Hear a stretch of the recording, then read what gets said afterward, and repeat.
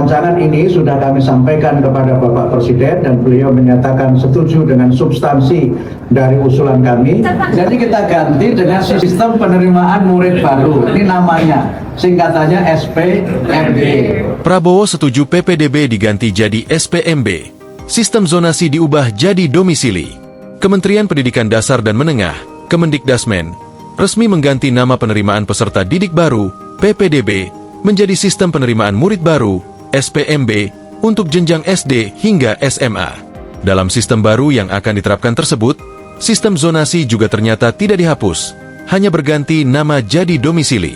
Singkatnya, sistem penerimaan berdasarkan jarak tempat tinggal calon peserta didik dengan sekolah masih berlaku. Menteri Pendidikan Dasar dan Menengah, Mendikdasmen, Profesor Abdul Mukti mengungkapkan alasan istilah zonasi diubah. Sebab, menurutnya publik sejauh ini hanya mengenal zonasi di sistem penerimaan siswa. Ya, itu nanti kalau dibaca di draftnya akan jelas sekali. Jadi intinya begini, ini yang kenapa kami ganti nama itu karena selama ini muncul pemahaman yang kurang tepat karena dianggap penerimaan itu hanya zonasi. Kata Mukti kepada wartawan di Hotel Movenpick, Jakarta Pusat, Kamis 30 Januari. Mukti melanjutkan, pada sistem penerimaan murid yang baru ini tersedia 4 jalur yang dapat dipilih oleh siswa. Selain domisili, ada jalur afirmasi, mutasi, dan prestasi. Ketiga jalur lainnya tidak mengalami perubahan nama.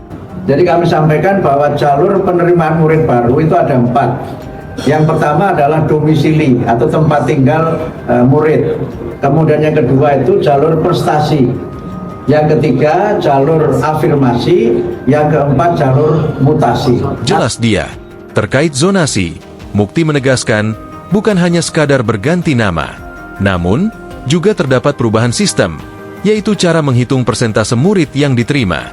Meskipun begitu, dia tidak merinci perihal jumlah persentase tersebut. Dia hanya memastikan penetapan persentase tersebut berdasarkan kajian kementerian terhadap PPDB. Dan karena itu kalau ada yang berpendapat bahwa ini masih seperti yang dulu, saya kira tidak sepenuhnya sama dengan yang dulu. Karena itu kami ganti namanya dan ada memang hal-hal yang baru menyangkut kebijakan ini. Termasuk dalam hal bagaimana cara menghitung persentase itu kami sertakan sebagai lampiran dari peraturan menteri ini. Harapannya supaya multitafsir dari pelaksanaan aturan yang selama ini masih terjadi itu dapat kita minimalkan. Profesor Abdul Mukti menjelaskan, penggantian nama ini sudah selaras dengan visi Kemendikdasmen. Visi tersebut yakni memberikan pendidikan bermutu dan layanan terbaik untuk semua warga Indonesia. Jadi kita ganti dengan sistem penerimaan mahasiswa baru. Ini karena dosen jadi belum. Ini masih jet lag, baru sudah 100 hari. Sistem penerimaan murid baru. Ini namanya, singkatannya SPMB. Nah, alasannya diganti kenapa? Ya karena memang kita ingin memberikan layanan pendidikan yang terbaik bagi semua. Yang kedua, ada beberapa kelemahan dari sistem lama yang perlu kita perbaiki.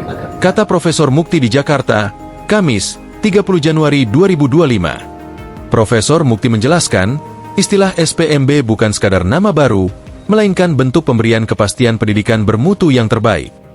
Prosentase itu berdasarkan kajian dari kami di kementerian terhadap PPDB yang sudah diberlakukan mulai tahun 2017. Jadi itu kajian yang sudah sangat lama, kenapa prosentasenya keluar angka itu. Sekali lagi SPMB itu bukan sekedar nama baru, tapi memang ada yang baru dalam kebijakan kami untuk memastikan setiap warga negara mendapatkan layanan pendidikan yang bermutu. Terima kasih. Download Tribun X sekarang. Menghadirkan lokal menjadi Indonesia.